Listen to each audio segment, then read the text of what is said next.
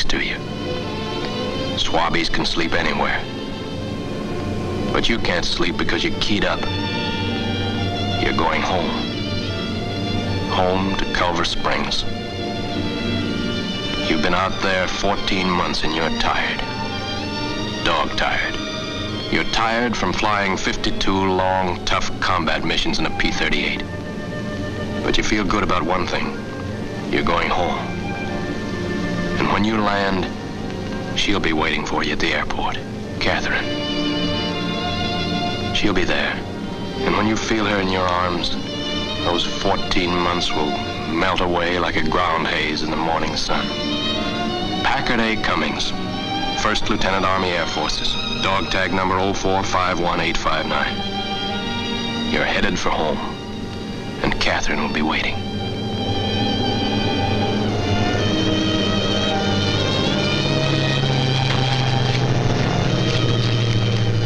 Well, here you are, Lieutenant Cummings, home from the wars, and you're scared stiff as you look for that one beautiful face. And then you see her. And brother, she looks so good it makes you catch your breath.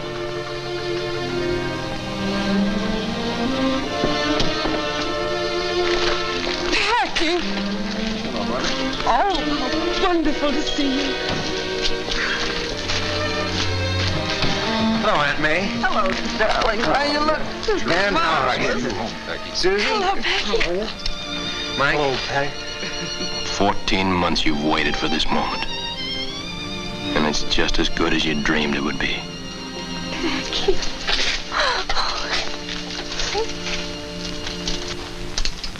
Packy, my boy. Hello, Mr. Newton. I didn't want to miss the interview in the Town Herald. How's it feel to get back? It feels good. You never were a kid to talk much. How many planes you knocked down? Many as your old man last war?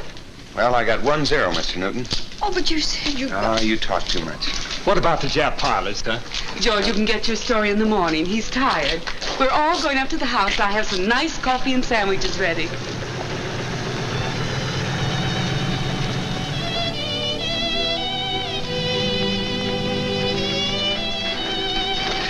It's funny. First thing I get to eat when I get home is a Spam sandwich. Packy, you told Mr. Newton you only got 1-0. Well, even in the citation, it said that you were responsible for 200 jet planes. Record's 26. Joe Foss. But it was 200. Even the general said so.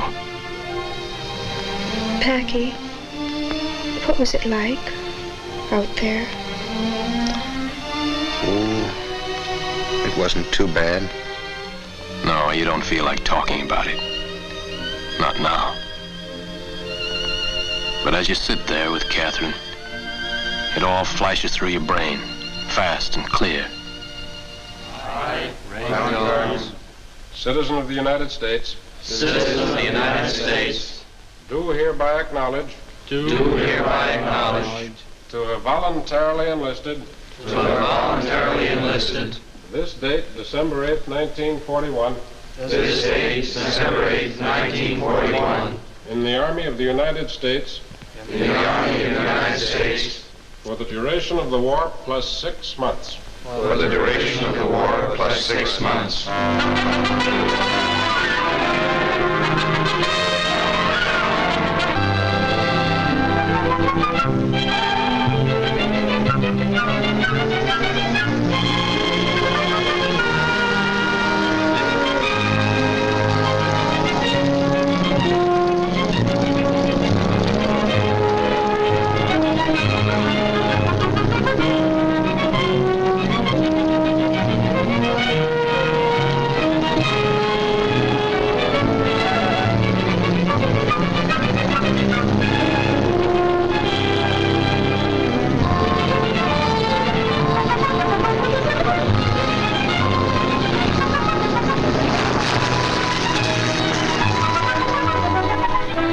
There's no special thrill when they solo you at primary.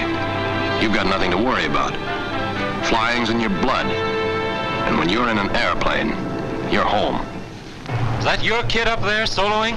Yeah, but there's nothing to worry about. He can fly better than I can. That's Wild Bill Cummings' kid. You breeze through primary and basic, and by the time you reach the heavier stuff in advanced, you feel it won't be long now until you get into the kind of airplane you know you are made for, the fighters. Well, from then on, things move quickly.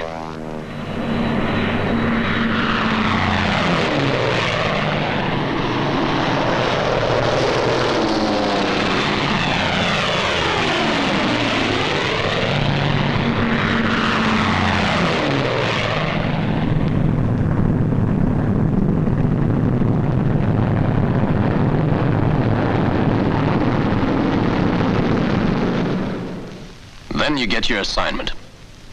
Fighters. That's your baby. A custom-made job. $75,000 FOB Burbank. Cash. Twin-tailed. All the latest features. Kingpin of the fighters. Hello, Packy. Glad to have you with us. Thank you, Colonel Henry. You were bound to wind up in fighters. What do you hear from your father? He's in Australia, sir. Just got his star. He's commanding the 138th Fighter Wing. I hope you get in his command. He's a good man to fly with. Oh, the things Wild Bill Cummings could do with a Spad. 22 Germans he got in the last show. Well, it gives me something to shoot at, sir. Yes, I guess he's as good a fighter pilot as ever lived. Well, drop in and see me. Yes, sir. You learn to fly that airplane. You're doing good work, and you feel good. Until that night. Lieutenant? Lieutenant? Yes. There's a long-distance call for you, sir. I think it's your mother. Thank you.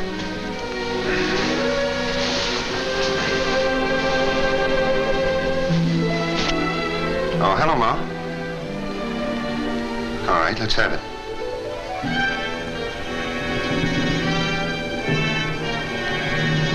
How'd it happen? On a mission, huh?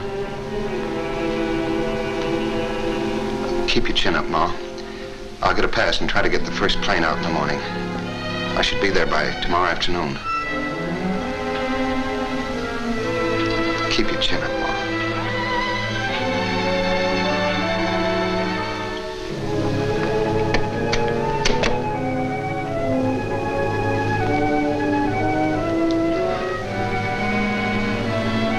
Was killed in action.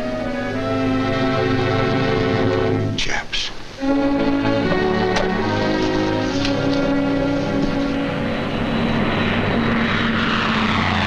Full of hate now. And you practice gunnery until you can aim that airplane like a shotgun.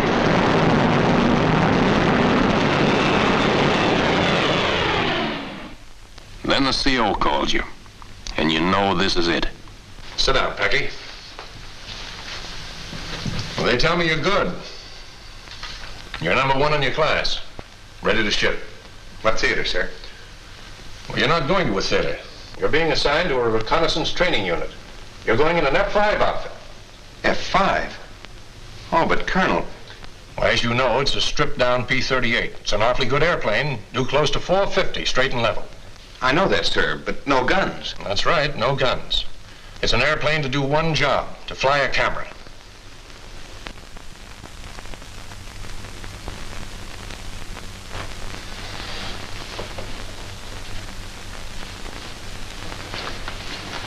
Sir, you said I was #1 in my class. I've worked my head off here to become a fighter pilot.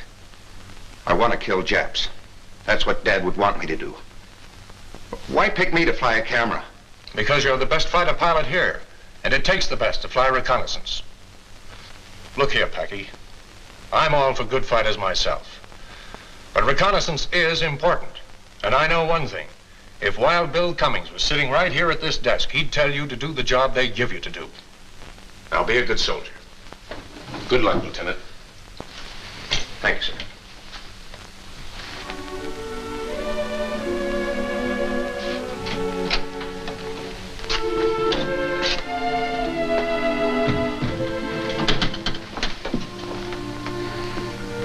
Gonna fly a Brownie.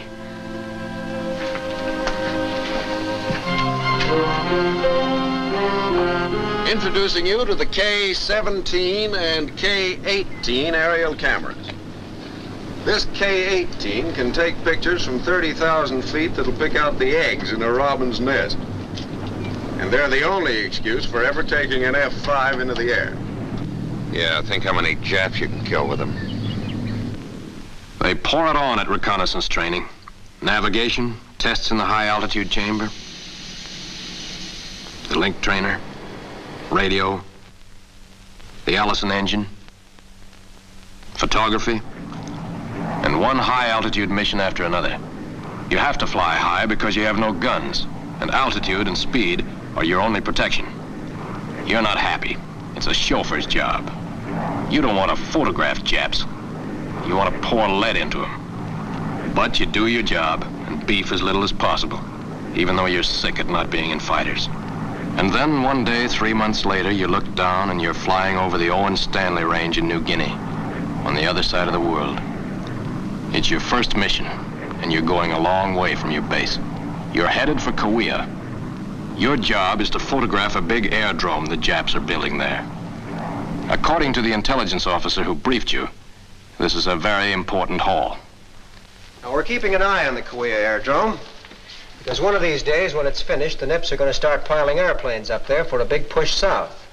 We have to be ready for it, or we're going to be in trouble. Now, take off at 1100. And when you get within 150 miles of the target, be sure you're up at least 25,000 feet. You're not too impressed. You're playing Indian Scout. The only difference is the Indian Scout had guns, and all you've got is that .45 automatic.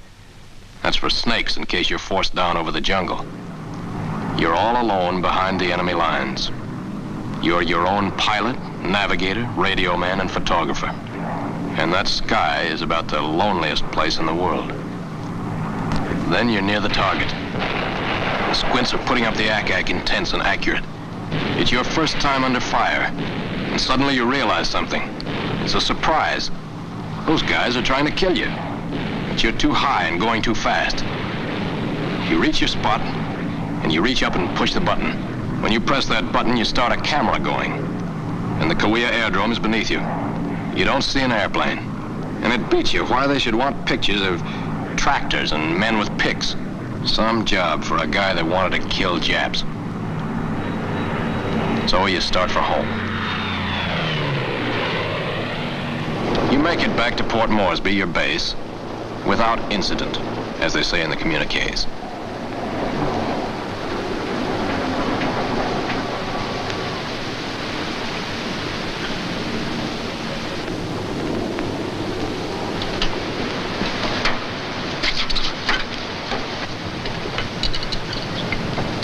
Well, Photo Joe, what did you see? What did you do? Got 4 zeros. Use spitballs. Very unsanitary.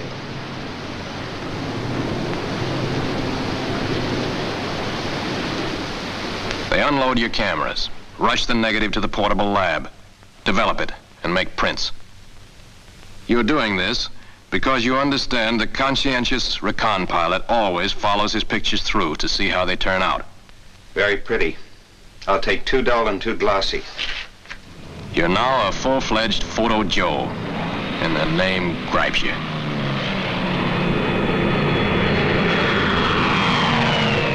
You're fed up to the ears, but there's nothing you can do about it. You do your job as well as you can and keep your beefs to yourself. And you fly that F-5 on mission after mission.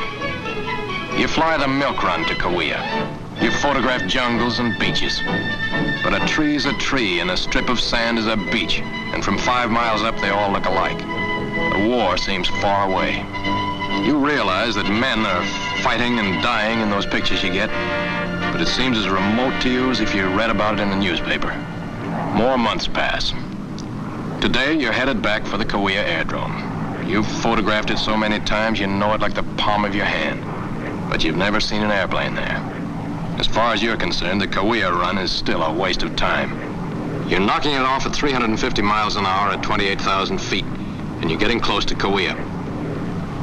Then you see trouble. A NIP patrol of 5 zeros.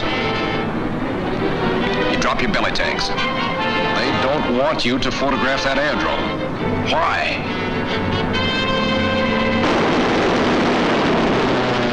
Your oxygen's gone. Down you go. Without oxygen, you can only stay conscious for 30 seconds at that altitude. Your heart hammers and you fight to keep from blacking out. You're out of range. You've still got a job to do. Photograph that airdrome below you. You get set for your camera run and head in. They're putting up everything they've got. Your cameras are running. Then you look down. And there's nothing there. You can't figure it out.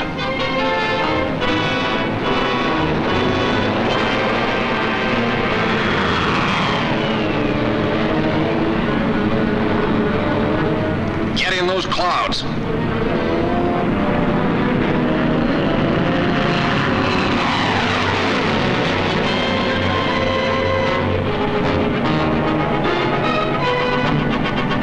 Uh-oh.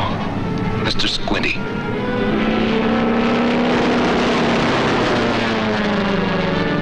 That Jap must be laughing at you. Look at him, waving his tail in your face. He knows you haven't any guns, but he better pull out. If he lets you get any closer, you'll climb all over him. He's pretty cocky. If he'll only stay cocky another 5 seconds, keep on his tail. Ride him. Ride him into that ocean.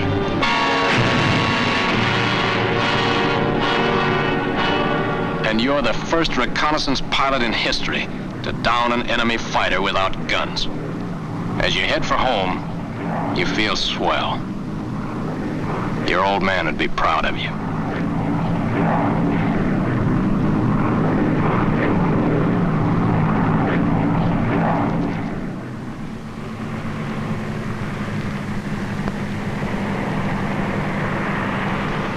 There's someone. That's Packy, all right.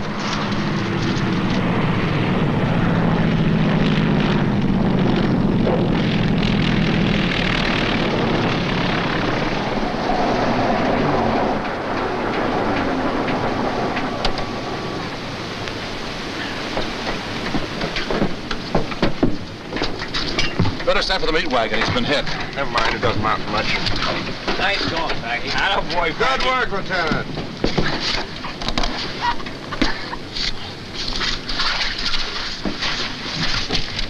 On Lossy Spotter reports you got a 0. It's been confirmed. Congratulations. Boy, did we have fun. Lieutenant, you must have flew the ears off that Jap. Let me shake your hand. Thanks, Mac. All right, now let's get that hand taken care of. Okay, I'm willing. You're pretty proud. No matter how you look at it, you were really flying that airplane.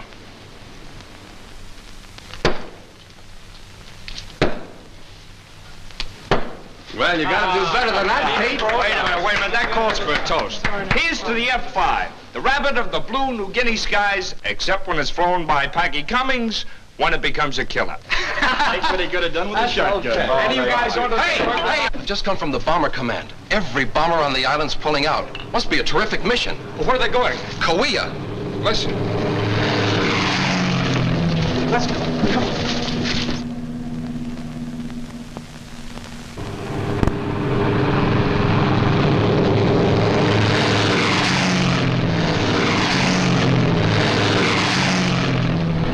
Sending out the whole bloody Air Force.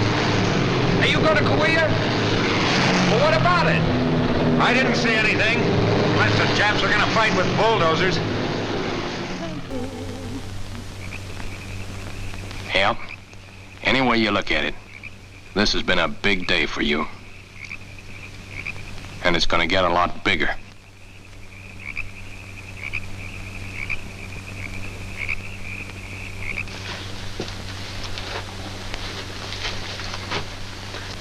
Sit down, Lieutenant. Thank you, sir. How about Cummings' mission? Very good pictures of the Kawea aerodrome, sir. The conditions under which Lieutenant Cummings got them were extremely hazardous. He was attacked by 10 enemy airplanes, but flew to the target and got his pictures anyway.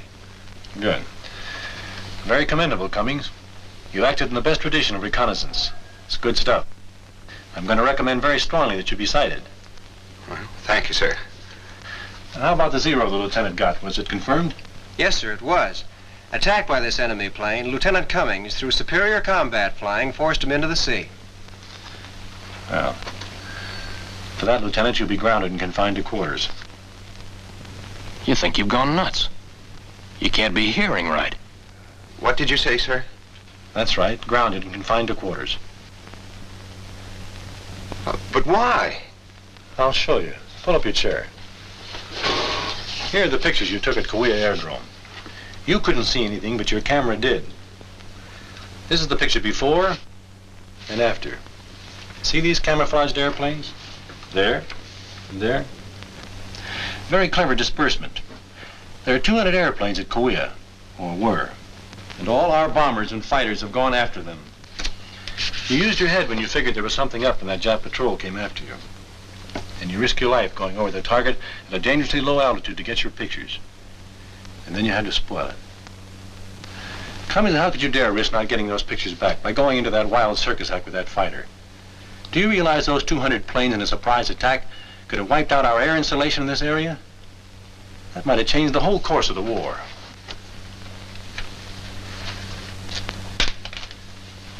You wanted to be a fighter pilot, didn't you? Because of your father, probably. You never stopped to think that a reconnaissance pilot is the greatest mass killer of them all, did you? Why, in the Battle of the Bismarck Sea, a recon plane killed 15,000 Japs just by spotting that fleet concentration. A radio message from that single airplane sent a whole air force into action. That's responsibility, my boy. And that kind of responsibility can't be handled by men who want to fight Zeros without guns. Let me tell you a few facts about reconnaissance.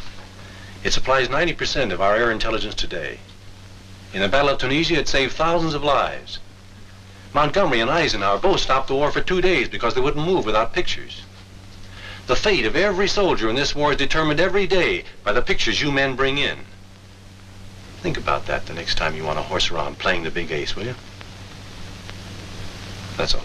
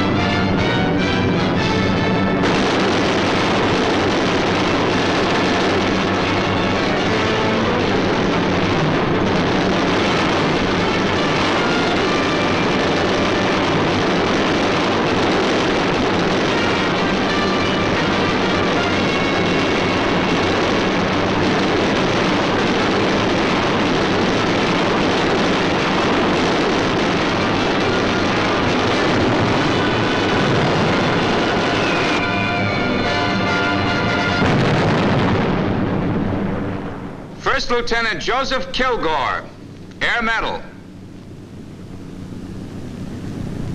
Well, it came out all right. The destruction of that Jap air fleet taught you your lesson. Because now you know that more and better aerial pictures will end this war just that much sooner.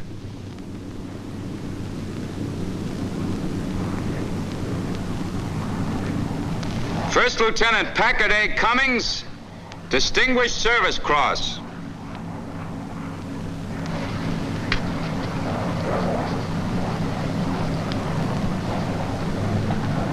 Congratulations, Lieutenant Cummings. Thank you, sir.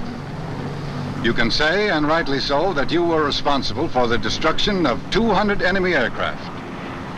Your father would have been very proud of you. Yes, sir. You know now that our Photo Joe is a big man in this scrap.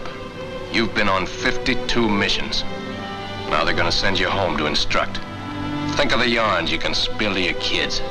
Because, brother, you've been to war. She wants to know what it was like. You'll tell her someday. But right now, you don't feel like talking. Wasn't so bad. Wasn't bad at all. Of course, we had to do without this.